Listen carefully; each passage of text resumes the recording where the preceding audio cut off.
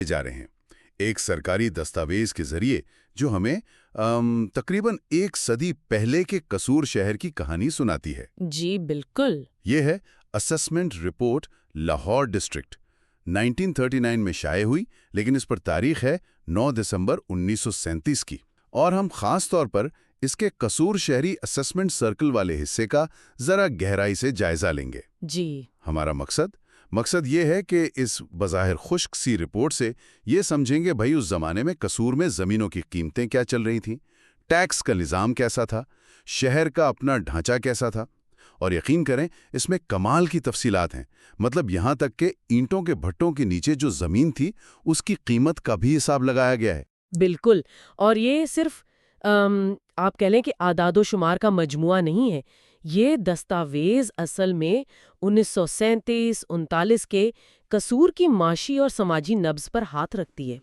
یہ ہمیں بتاتی ہے کہ قدر کا تعین کیسے ہوتا تھا، کہاں پیسہ تھا، اور جو نوآبادیاتی انتظامیہ تھی وہ کس باریک بینی سے اپنی آمدنی کے ذرائع کو سمجھتی تھیں اور کنٹرول کرتی تھیں۔ تو آئیے اس کا تفصیلی جائزہ لیتے ہیں۔ چلیں شروع کرتے ہیں کہ یہ قصور شہر تھا کیسا اس وقت۔ رپورٹ کہتی ہے کہ اسسمنٹ سرکل میں قصور میونسپیلٹی کا سارا علاقہ تھا، اور ساتھ میں قصور اسٹیٹ کے کوئی 2543 ایکڑ اور کوٹ مراد خان اسٹیٹ کے 232 ایکڑ بھی شامل تھے۔ جی، اور شہر کے بیچوں بیچ سے ایک کوہی نالہ گزرتا تھا جو اسے تقریباً 2 حصوں میں بانٹتا تھا۔ قدرتی تقسیم تھی ایک طرح سے۔ ہاں، اور دلچسپ بات یہ ہے کہ پرانا شہر جو تھا وہ مختلف کوٹوں پر مشتمل تھا، جیسے کوٹ غلام محمد خان، کوٹ فتح دین خان۔ یہ نام اکثر ان کے بانیوں جو پٹھان سردار تھے ان کی یاد دلاتے ہیں۔ صحیح۔ رپورٹ میں ایسے 10 کوٹوں کا ذکر ہے جو باقاعدہ تھے، گنجان آباد علاقے تھے، لیکن شہر صرف یہیں تک نہیں تھا، یہ پھیل رہا تھا۔ جی، ان پرانے کوٹوں کے باہر نئی بستیاں بن رہی تھیں۔ رپورٹ انہیں آبادی کہتی ہے۔ جی ہاں، اور یہ نقطہ بڑا اہم ہے۔ رپورٹ بتاتی ہے کہ شہر کے چاروں طرف ایسی 16 نئی آبادیاں قائم ہو چکی تھیں۔ کل رقبہ تھا ان کا 63 ایکڑ، اور ان میں 1275 مکان تھے اور 275 دکانیں۔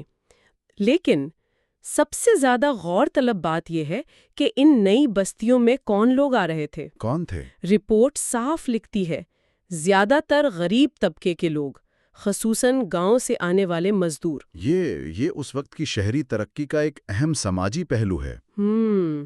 شہر پھیل رہا تھا، نئے موقع تھے شاید، لیکن یہ نئی جگہ جو تھیں وہ بنیادی طور پر کم آمدنی والے طبقے کو کھینچ رہی تھیں۔ وہ لوگ جو شاید گاؤں کی نسبت شہر میں بہتر زندگی کی امید رکھتے تھے۔ تو یہ ایک طرح سے معاشی تقسیم بھی دکھا رہا ہے کہ شہر کا مرکز اور یہ نئی بستیاں۔ بالکل، فرق واضح تھا۔ واقعی یہ بڑا اہم سماجک تبصرہ ہے جو اس انتظامی رپورٹ میں چھپا ہوا ہے۔ اچھا، اب ذرا زمین کی قیمتوں اور ٹیکس کے نظام کی طرف آتے ہیں۔ پہلے زرعی زمین کو دیکھتے ہیں۔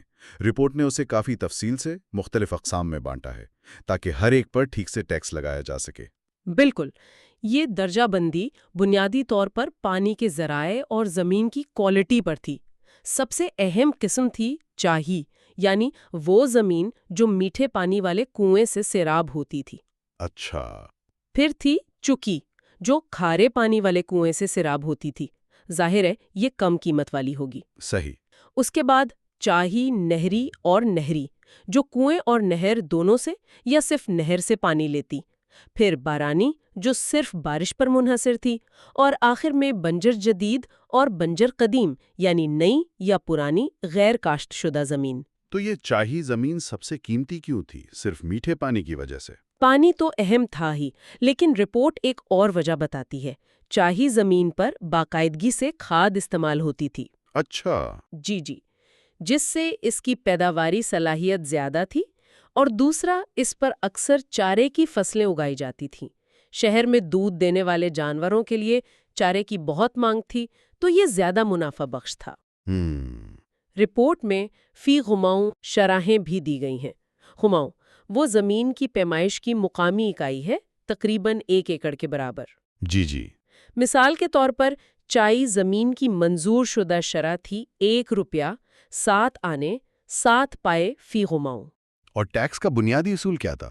مطلب حکومت کتنا حصہ لیتی تھی؟ بنیادی اصول یہ تھا کہ حکومت کا جو مطالبہ ہے وہ زمین کی نیٹ اثاثہ یعنی نیٹ ایسٹس کا 1/4 ہونا چاہیے۔ نیٹ اثاثہ یہ کیا چیز تھی؟ یہ صرف زمین کی قیمت نہیں تھی، یہ حکومت کا اندازہ تھا کہ مالک اس زمین سے کل کتنا منافع کما سکتا ہے سارے خرچے نکالنے کے بعد۔ یہ تصور آپ دیکھیں انتظامیہ کو ایک جواز دیتا تھا کہ وہ پیداوار کی صلاحیت کی بنیاد پر ایک بظاہر منصفانہ حصہ لے رہے ہیں۔ یہ بڑا منظم طریقہ تھا ریاست کی آمدنی کو زیادہ سے زیادہ کرنے کا۔ یعنی حکومت صرف زمین نہیں دیکھ رہی تھی بلکہ اس سے ہونے والی ممکنہ کمائی پر نظر تھی ان کی۔ بالکل۔ یہ تو ہوئی زرعی زمین کی بات۔ اب شہر کے اندر کی زمین کا کیا معاملہ تھا؟ وہاں تو کھیتی باڑی نہیں ہو رہی تھی۔ جی، شہری زمین کا معاملہ اور بھی پیچیدہ تھا۔ اسے بھی مختلف کیٹیگریز میں تقسیم کیا گیا تھا۔ دکانیں تھیں، مکانات تھے، کھلی جگہیں یا احاطے جن پر شاید بعد میں تعمیر ہونی ہو۔ اچھا۔ سبزی منڈی تھی، فیکٹریوں کے نیچے کی زمین تھی، بنگلے تھے، اور خاص طور پر وہ جگہیں جنہیں ممکنہ تعمیراتی جگہیں یا پوٹینشل بلڈنگ سائٹس کہا گیا، یعنی وہ زمین جو تھی تو زرعی پر شہر کے قریب ہونے کی وجہ سے مستقبل میں تعمیر کے لیے اہم تھی۔ اور ان سب کے لیے ٹیکس کا حساب الگ الگ تھا؟ یقیناً، کیونکہ ان سب کی معاشی قدر اور استعمال بالکل مختلف تھا۔ رپورٹ کے گوشوارہ نمبر 17 اور 18 وہ اسی شہری زمین کے تفصیلی تجزیے کے لیے ہے۔ ان میں بتایا گیا ہے کہ کس قسم کی کتنی زمین ہے، اس کی کیا قیمت لگائی گئی ہے اور اس پر کتنا ٹیکس بنتا ہے۔ یہ تفصیلات انتظامیہ کو شہر کی معیشت پر گہری نظر رکھنے میں مدد دیتی تھیں۔ چلیں ذرا دکانوں اور مکانات کی تفصیلات دیکھتے ہیں۔ یہ تو کسی بھی شہر کا اہم حصہ ہوتے ہیں نا۔ رپورٹ ان کے بارے میں کیا بتاتی ہے؟ رپورٹ نے دکانوں اور مکانات کو بھی 3 درجوں میں بانٹا ہے، غالباً مقام، حالت اور کاروبار کی نوعیت کی بنیاد پر۔ اچھا۔ ہر درجے کے لیے اوسط کرایہ کتنا ہے، فروخت کی قیمت کیا ہے اگر پچھلے کچھ سالوں میں کوئی بکی ہو، ان کے نیچے کی خالی زمین کی قیمت کیا ہے، اور سرمایہ کاری پر متوقع منافع یعنی ییلڈ کا تخمینہ کیا ہے۔ یہ بہت تفصیلی کام تھا۔ کوئی مثال دیں؟ قیمتوں میں کتنا فرق تھا؟ فرق تو بہت زیادہ تھا۔ مثلاً پہلی قسم کی دکانیں جو شاید شہر کے بہترین تجارتی علاقوں میں ہوں گی، جی، ان کے نیچے خالی زمین کی قیمت لگائی گئی 300 روپے فی مرلہ۔ مرلہ آپ جانتے ہیں چھوٹی اکائی ہے، تقریباً 272 مربع فٹ۔ 300 روپے فی مرلہ اس زمانے میں؟ جی۔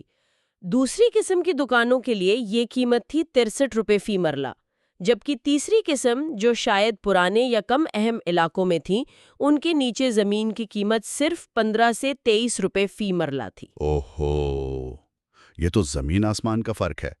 یہ صرف لوکیشن کی وجہ سے تھا یا؟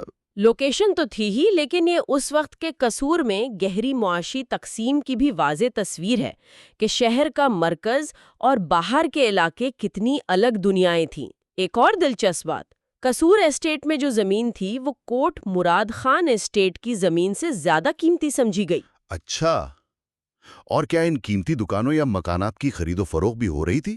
رپورٹ کہتی ہے کہ پچھلے 3 سالوں میں پہلی قسم کی یعنی سب سے مہنگی دکانوں یا مکانات کی فروخت کا کوئی باقاعدہ ریکارڈ نہیں ملا۔ اچھا، شاید لوگ بیچنا ہی نہیں چاہتے تھے۔ شاید یہی بات ہو۔ البتہ جون 1938 میں ایک اہم فروخت کا ذکر ہے۔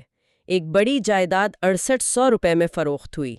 اس سے اندازہ لگایا گیا کہ زمین کی قیمت 3500 روپے فی مرلہ تھی، جو پہلی قسم کی 300 روپے سے بھی زیادہ ہے، اور اس پر جو عمارت تھی اس کی لاگت کا اندازہ 12,000 روپے لگایا گیا۔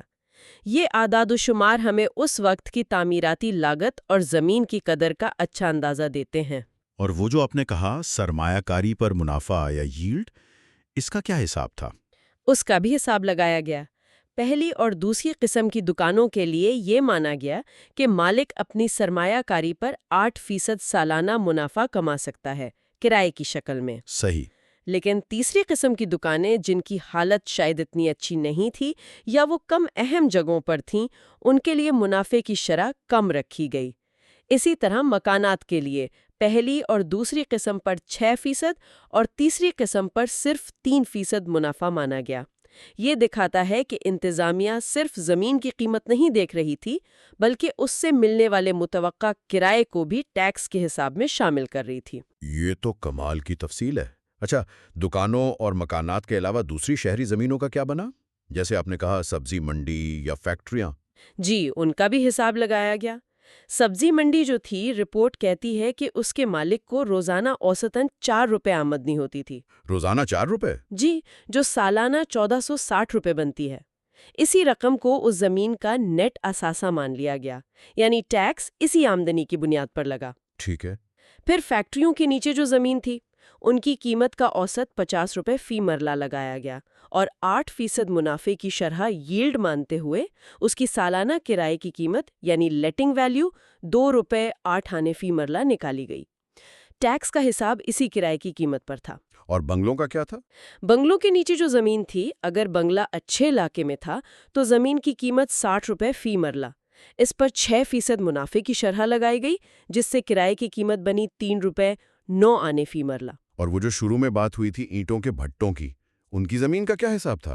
ہاں، اینٹوں کے بھٹے، کماروں کے آوے یا چونے کے بھٹے، ان سب کے نیچے جو زمین استعمال ہو رہی تھی، اس کا معاملہ تھوڑا مختلف تھا۔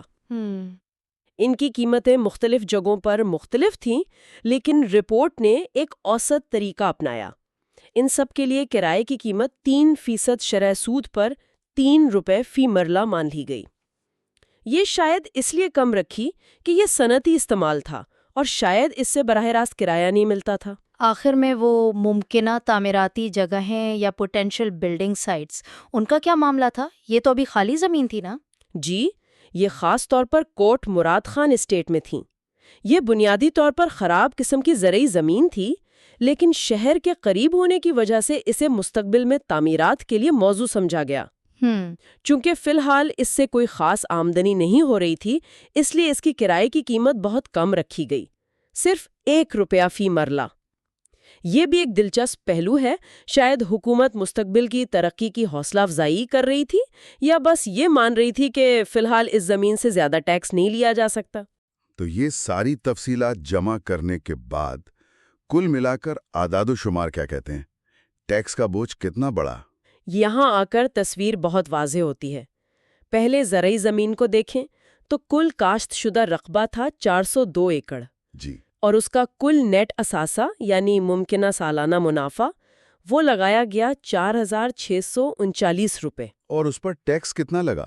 یہیں پر سب سے بڑی تبدیلی نظر آتی ہے۔ پچھلے بندوبست کے تحت ان تمام زرعی زمینوں پر کل سرکاری مطالبہ یعنی ٹیکس ڈیمانڈ صرف 713 روپے تھا۔ صرف 713 روپے؟ جی، لیکن اس نئی اسیسمنٹ کے بعد جو نیا مطالبہ تجویز کیا گیا وہ تھا 4298 روپے۔ کیا 713 سے سیدھا 4298 روپے؟ یہ تو تقریباً 6 گنا اضافہ ہے۔ یہ کیسے ہوا؟ یہ واقعی ایک بہت بڑا اضافہ ہے۔ اس کی بنیادی وجہ تھی شہری زمینوں پر لگایا گیا نیا اور بھاری ٹیکس۔ کل 4298 روپے کے نئے مطالبے میں سے 3198 روپے صرف شہری زمینوں سے آنا تھا، دکانیں، مکانات، فیکٹریاں وغیرہ۔ اچھا، زیادہ بوجھ شہری زمین پر ڈالا گیا۔ بالکل، زرعی زمین پر بھی مطالبہ بڑھایا گیا، پچھلے 693 روپے سے بڑھا کر 1100 روپے کر دیا گیا۔ یہ 1100 روپے زرعی زمین کے کل نیٹ اثاثے 4639 روپے کا تقریباً 24% بنتا ہے، جو کہ حکومت کے اپنے مقرر کردہ اصول 14 یا 25% کے بالکل قریب ہے۔ یہ 6 گنا اضافہ یقیناً مقامی آبادی کے لیے ایک بڑا جھٹکا ہوگا۔ کیا رپورٹ میں اس کے ممکنہ اثرات یا کسی رد عمل کا کوئی اشارہ ملتا ہے؟ رپورٹ خود تو ایک انتظامی دستاویز ہے، اس لیے یہ عوامی رد عمل یا سماجی اثرات پر براہ راست بات نہیں کرتی، لیکن یہ بات تو ظاہر ہے کہ اتنا بڑا اضافہ خاص طور پر شہری جائیدادوں پر لوگوں کے لیے ایک بڑا معاشی بوجھ بنا ہوگا۔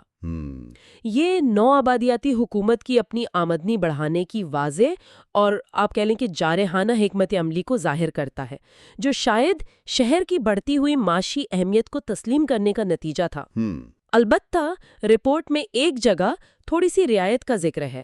چکی یعنی کھارے پانی والی زمین پر ٹیکس زیادہ نہیں بڑھایا گیا اچھا، کیوں؟ کیونکہ اس کی کوالٹی خراب تھی، اور دوسرا یہ کہ اس علاقے میں بندوبست کی مدت بھی صرف 10 سال رکھی گئی تھی، جبکہ عام طور پر یہ 20 یا 30 سال ہوتی ہے۔ یہ شاید اس بات کا اشارہ ہے کہ انتظامیہ کو اندازہ تھا کہ اس زمین کی پیداواری صلاحیت قابل اعتبار نہیں، اس لیے وہ لمبے عرصے کا ٹیکس کا وعدہ نہیں کرنا چاہتے تھے۔ اچھا، ٹیکس کی مقدار کے علاوہ کیا رپورٹ میں ٹیکس وصولی کے نظام یا دوسرے انتظامی پہلوؤں پر بھی کوئی روشنی ڈالی گئی ہے؟ جی ہاں، اس میں کئی انتظامی تفصیلات ہیں۔ زرعی زمین پر ٹیکس میں چھوٹ یعنی ریمیشنز دینے کے قوانین کا ذکر ہے، خاص طور پر سلائیڈنگ سکیل کا حوالہ ہے۔ سلائیڈنگ سکیل، وہ کیا تھا؟ یہ ایک نظام تھا جس کے تحت اگر فصلوں کی قیمتیں بہت زیادہ گر جائیں تو ٹیکس میں خود بخود کمی ہو جاتی تھی تاکہ کسانوں پر زیادہ بوجھ نہ پڑے۔ اسی طرح سیلاب سے متاثرہ زمین کے لیے سیلاب رولز تھے۔ اور ٹیکس کے علاوہ بھی کچھ وصول کیا جاتا تھا؟ سیسز کا ذکر ہے۔ یہ اصل زمین کے ٹیکس کے اوپر اضافی رقوم تھیں جو وصول کی جاتی تھیں۔ ان میں گاؤں کے افسران جیسے لمبردار وغیرہ کا معاوضہ شامل تھا جو ٹیکس اکٹھا کرنے میں مدد کرتے تھے، اور لوکل ریٹس تھے جو ضلعی بورڈ کے اخراجات جیسے سڑکیں، اسکول، ہسپتال وغیرہ ان کے لیے استعمال ہوتے تھے۔ صحیح۔ رپورٹ میں یہ بھی بتایا گیا ہے کہ کچھ زمینیں جیسے مذہبی مقامات یا سرکاری عمارتوں کے نیچے کی زمین وہ اسیسمنٹ سے مستثنیٰ تھیں، ان پر ٹیکس نہیں لگتا تھا۔ اور کیا رپورٹ کسی نتیجے پر پہنچتی ہے یا کوئی سفارشات پیش کرتی آخر میں؟ جی، رپورٹ کے بالکل آخر میں ان تمام نکات کی ایک فہرست ہے جن پر حتمی منظوری کے لیے صوبائی حکومت کے احکامات چاہیے تھے۔ ان میں شامل تھا شہری اور زرعی زمین کے لیے جو اوسط شرحیں تجویز کی گئی ہیں ان کی منظوری، زرعی زمین کا حتمی اسیسمنٹ، نیا ٹیکس مطالبہ کب سے نافذ ہوگا اور کتنی مدت کے لیے ہوگا، ٹیکس چھوٹ کے قوانین کا اطلاق کیسے ہوگا، سیس کی وصولی کے تفصیلات، اور کون سی زمینیں مستقل طور پر ٹیکس سے مستثنیٰ قرار دی جائیں گی۔ اچھا۔ ایک دلچسپ بات یہ بھی ہے کہ رپورٹ کے آخر میں ایک چھوٹی سی فرہنگ یعنی گلوسری بھی ہے جس میں استعمال شدہ مشکل اردو اصطلاحات جیسے آبادی، چوہی، مرلہ، گھماؤ کے انگریزی معنی دیے گئے ہیں۔ تو یہ انگریز افسران کے لیے تھی؟ بالکل، یہ ظاہر کرتا ہے کہ رپورٹ بنیادی طور پر انگریز افسران کے لیے تیار کی گئی تھی جنہیں مقامی زبان اور پیمائش کی اکائیوں کو سمجھنے میں مدد کی ضرورت تھی۔ تو یہ تھا 1939 کی قصور اسیسمنٹ رپورٹ کا ایک تفصیلی جائزہ۔ یہ واقعی صرف ایک خشک سرکاری کاغذ نہیں ہے بلکہ اپنے وقت کے قصور کا ایک معاشی اور سماجی ایکس رے ہے۔ اس سے ہمیں نہ صرف زمین کی قیمتوں، ٹیکس کے نظام اور انتظامی طریقوں کا پتہ چلتا ہے بلکہ شہر کے پھیلاؤ، نئے آبادیوں کے بننے اور ان میں بسنے والے لوگوں کی سماجی حقیقت کی بھی جھلک ملتی ہے۔ بلا شبہ یہ دستاویز ہمیں دکھاتی ہے کہ نوا آبادیاتی انتظامیہ کس قدر منظم اور باریک بینی سے اپنے زیر انتظام علاقوں کے وسائل کا حساب رکھتی تھی۔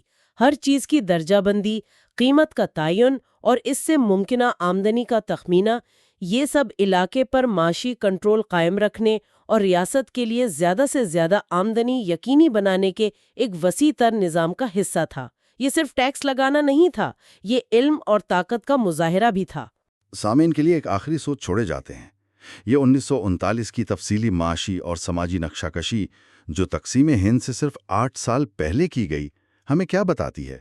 یہ معلومات تقسیم کے بعد ایک نئے ملک میں قصور شہر کی ترقی کی رفتار اور سمت کو سمجھنے میں ہماری کس طرح مدد کر سکتی ہے؟ یا پھر جس طرح رپورٹ میں نئی آبادیوں میں دیہات سے آئے مزدوروں کی آبادکاری کا ذکر ہے، کیا یہ اس وقت پورے برصغیر میں جاری شہری بننے کے وسیع تر رجحان، اربنائزیشن ٹرینڈ کی ایک مقامی مثال تھی؟ اور اس کے پیچھے کیا محرکات ہو سکتے تھے جن کا ذکر شاید رپورٹ میں نہیں؟ تو آج ہم